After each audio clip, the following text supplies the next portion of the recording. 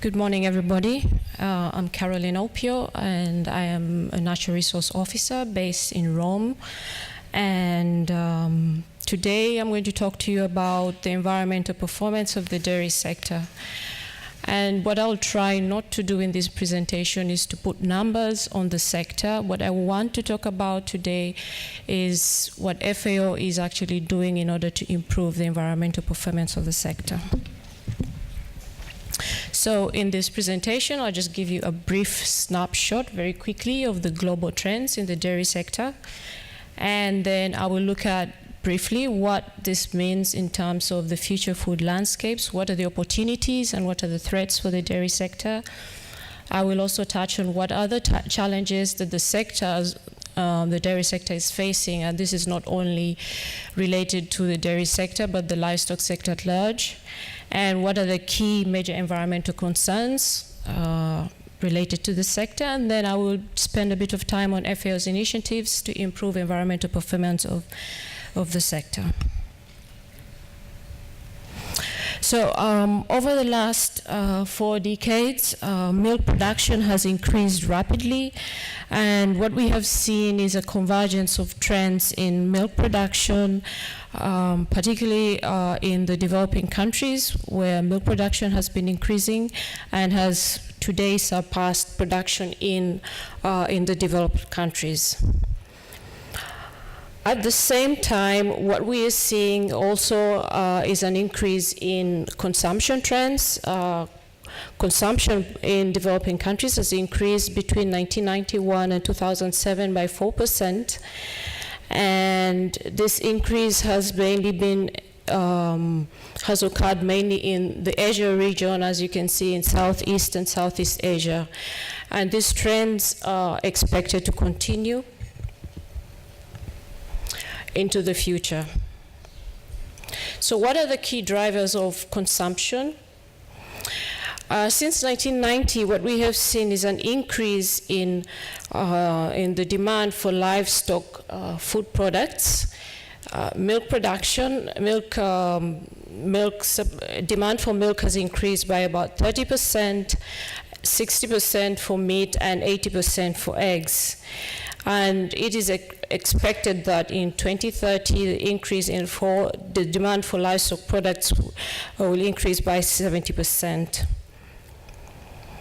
So on some of the key features, key drivers of this increase in demand, one is population growth. That has increased by 30% since 1990, and we expect the global population to reach 9.6 billion people by 2050. Income growth is also a key driver. And since 1980, income has been increasing by 1.5% per year, particularly in Asia, where it has been increasing between 5 to 7% per year. By 2050, we expect an increase in income growth by 2% per year. Another key driver for the increase in the demand for livestock products is that of urbanization. In the early 1900s, about 20% of the population was urban. This increased to 40% in 1990 and more than 50% in 2010. By 2050, we expect urban population, about 70% of the population will be urban.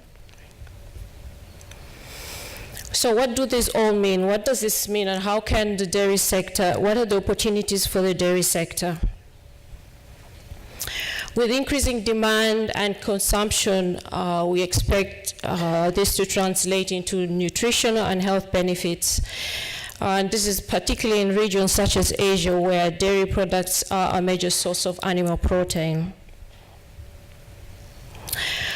Also, related to the growth of the sector, this presents an opportunity, as we've had this morning, for potential for social and economic gains.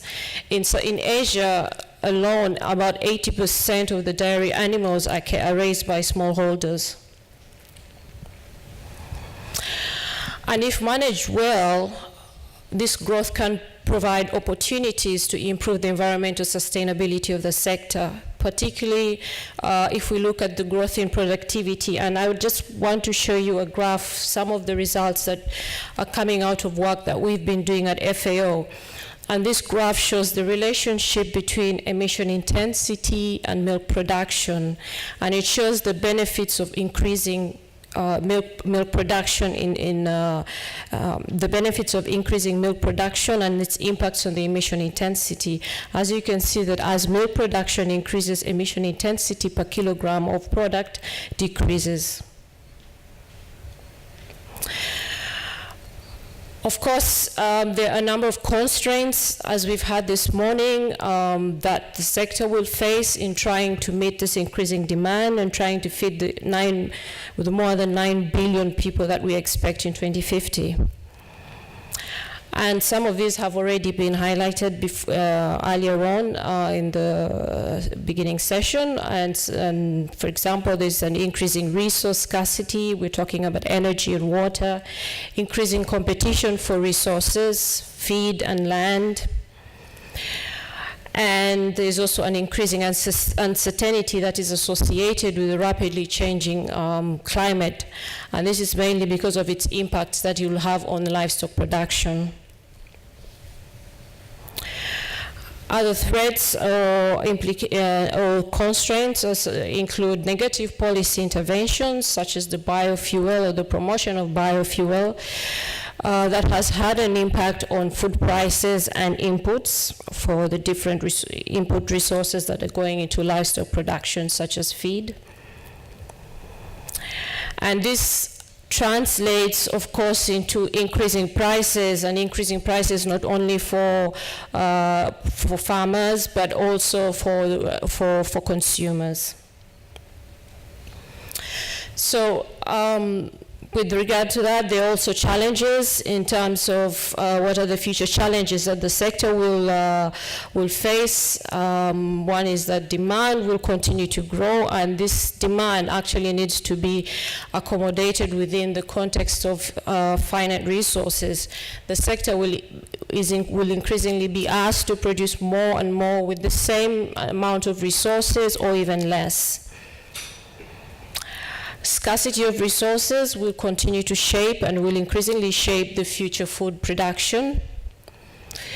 These resource constraints, as well as climate change, will result in larger and more frequent shocks to dairy food systems, and it will be necessary for the sector to adapt. And increasingly, as sustainability, and particularly environmental sustainability, begins to take root, the sector will have to reduce its environmental footprint. So in terms of challenges, we're talking about increasing productivity while meeting the food demands, increasing food demands, and minimizing the environmental impact of the sector. Some of the key environmental concerns related not only to the dairy sector but also to the livestock sector at large include the fact that the sector is a resource-hungry sector. It uses a lot of resources in terms of land, in terms of water, nutrients, as well as energy. The sector also has very specific resource issues, and we've heard about the natural resource use efficiency of the sector. And livestock food chains are usually characterized by very low natural resource use efficiency. There are also issues related to different livestock production systems, extensive and intensive systems. There's also the issue of waste along the supply chain in terms of milk wastage, mortality from disease, and feed wastage. Because of its huge reliance on the environment and the natural resource space, the sector also has huge impacts on the environment through pollution, through degradation, through land use change, and environmental and greenhouse gas emissions. Now, I would like to talk about, what this means and where we should be going in terms of sustainability of the dairy sector. Looking at the challenges, that the sector will face. What we need is a collective, concerted, and global action.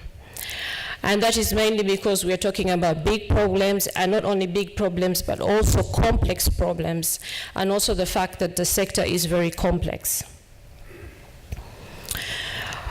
The environment is also a global good, and therefore we need a global solution in order to solve these problems.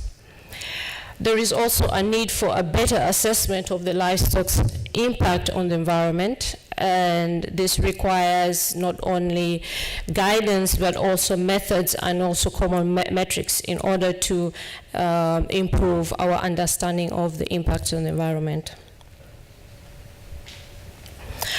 I would like now to talk about one of the initiatives, one of FAO's initiatives, and this is the Livestock Environmental Assessment and Performance Partnership. This is a partnership on environmental benchmarking of livestock supply chains, and it has its rationale in the fact that there is a lack of internationally agreed sector-specific methodology and guidance to measure the environmental performance of livestock supply chains. And one of the consequences of this is that it leads to very confusing methods, and it also distracts from the focus of improving the environmental performance of the sector. So in order to do that, we need to build a broadly and accepted framework to guide and monitor progress. So why do we need guidance and methods? One is that the guidance improves consistency, it improves comparability as well as credibility.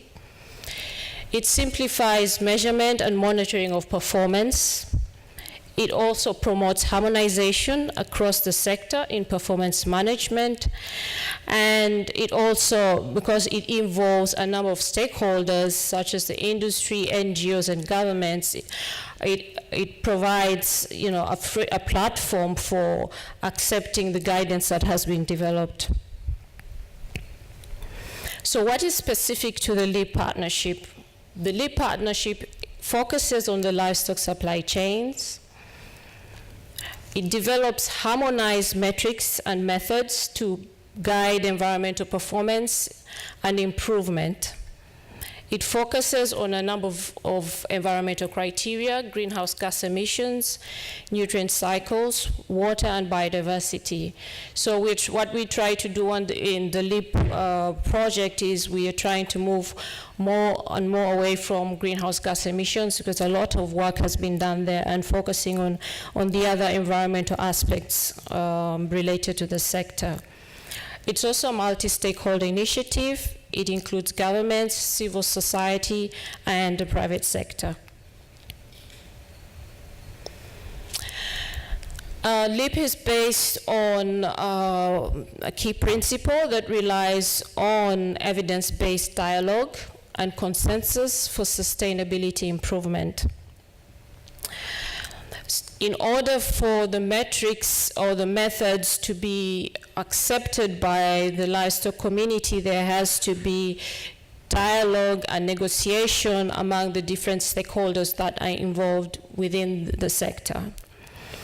And this principle is also shared with the Global Agenda for Sustainable Livestock, and the LEAP partnership falls under the GAA. Sorry. In terms of process, the LEAP project relies on a science-based life cycle approach that looks at the entire supply chain, and it utilizes a number of leading experts from around the world to develop sector-specific guidance. It focuses on tangible outputs such as databases. It produces guidelines and methods, and it also identifies an opportunity to work with other international processes. So who is involved in LEAP? LEAP is composed of 3 main stakeholder groups: governments, and to date we have about 5 governments that are part of the LEAP partnership: New Zealand, France, Ireland, Switzerland, and the Netherlands.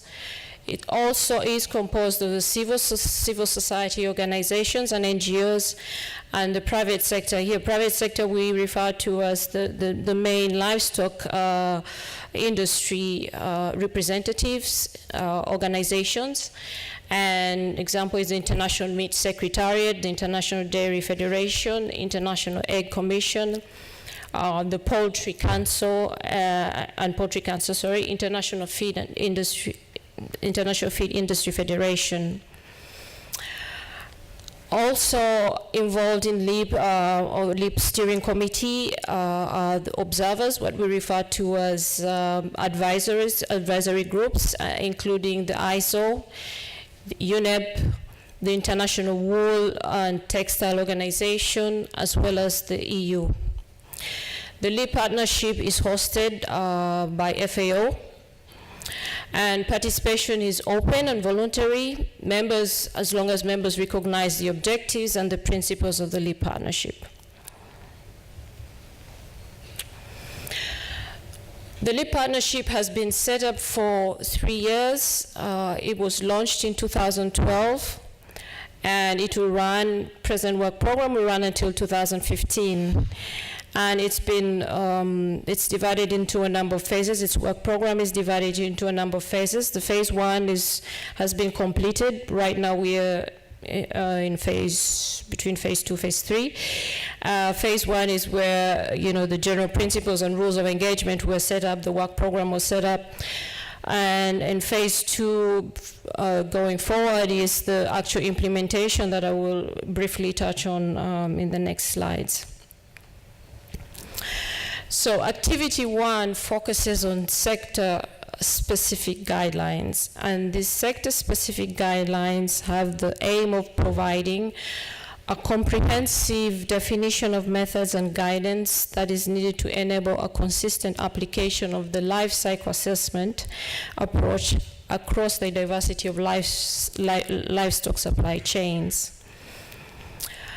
These guidelines have been developed by a group of experts that are taken from different regions of the world. Some of you are present and are involved in the LEAP work in this work, and they are experts in production systems, in life cycle assessment, as well as in development of guidance and standards. To date, 3 sector-specific guidelines have been developed, focusing on the poultry sector, small ruminants, and animal feed. And we have also started the work on the large ruminants, which includes the dairy, the beef, and the buffalo, and also guidelines that will develop a method to assess the impact of livestock on biodiversity.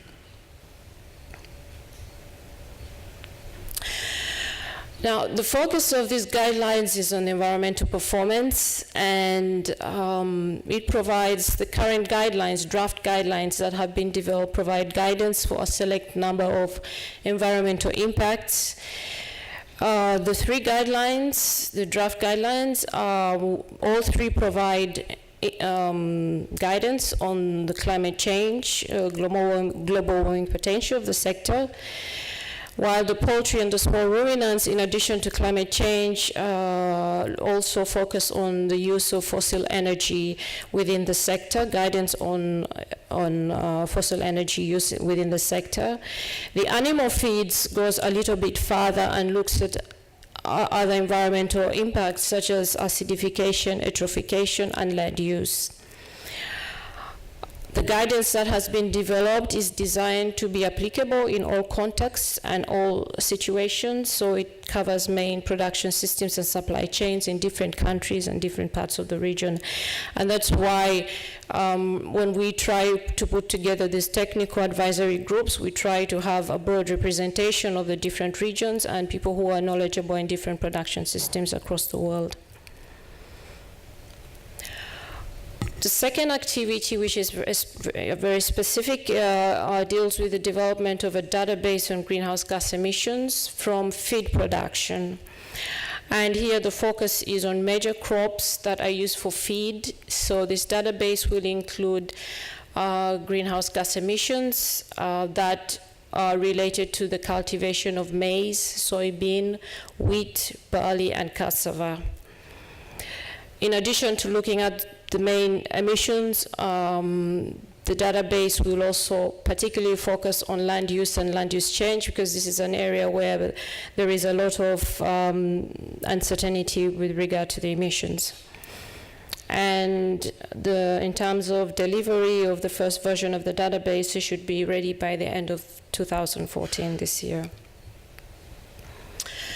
The other aspect of the LEAP partnership is one of communication. That is very important, and the objective here is to contribute to improving communication on issues of sustainability and the progress in environmental performance of the sector. So more specifically, this communication will focus on promoting the use of the products that are coming out of the LEAP partnership, in this case guidelines and the database. It will also, activities will also focus on the coordination with partners and also try and position LEAP within the policy environment, as well as enlarge the membership. So, of course, this process has not been without challenges, and of course, one of the main challenges, some of these challenges are related to the livestock sector, and others, obviously, for example, one of the challenges is a challenge of trying to ensure international input from diverse farming systems and supply chains. And it's obviously difficult to capture the heterogeneity of the livestock sector and the diversity because of its complexity as well. And related to this is also the challenge of enlarging the membership. For now, as you have noticed, there are not so many developing countries that are engaged in this, that are represented in the LEAP partnership, even though we have engage a lot of experts from developing regions in the development of this guidance.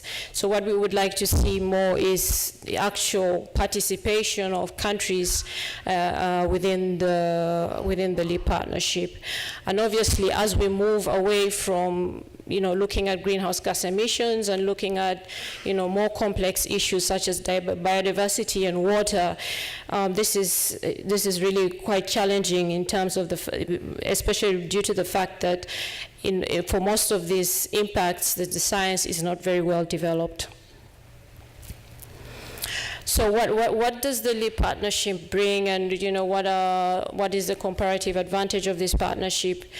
The first, obviously, is the fact that there is a huge amount of engagement and commitment from the stakeholders within the sector, and therefore we expect that this partnership, whatever we develop, there will be what we call, the magnifying impact of the results that are coming out of this partnership.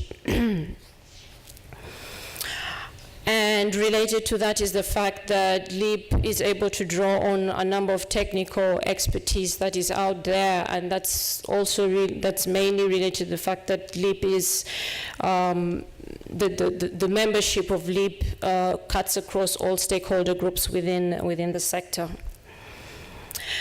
There are also a lot of complementaries that are to be made with so many related initiatives. I would name the SCI platform here and the Sustainable Round Food Table and many others that I will not mention. But there's a lot of synergies that can be gained out of linking with a number of existing initiatives. And most importantly is the fact that LEAP is positioned under the Global Agenda for Action that really focuses on a broader framework, while LEAP provides a specific service for the sector, focusing on methods as well as metrics and methodology under the broader framework of the Global Agenda for Action that looks at other aspects such as poverty, food security, natural resource use. So just a few words on the Global Agenda for Action. You will hear more about this over the next couple of days. And many of you are already familiar with it because you are involved, but the Global Agenda for Action is a multi-stakeholder partnership that is committed to sustainable livestock sector development. It focuses on themes with a high potential for change: natural resource use efficiency, grassland restoration, and manure management. And it also informs, guides, and catalyzes practice change within the livestock sector. I will not go any further into the Global Agenda for Action because you will hear more in the next coming days from Neil and from Jeroen, my colleague. And with that, I want to say thank you for listening, and I hope this has been useful to you.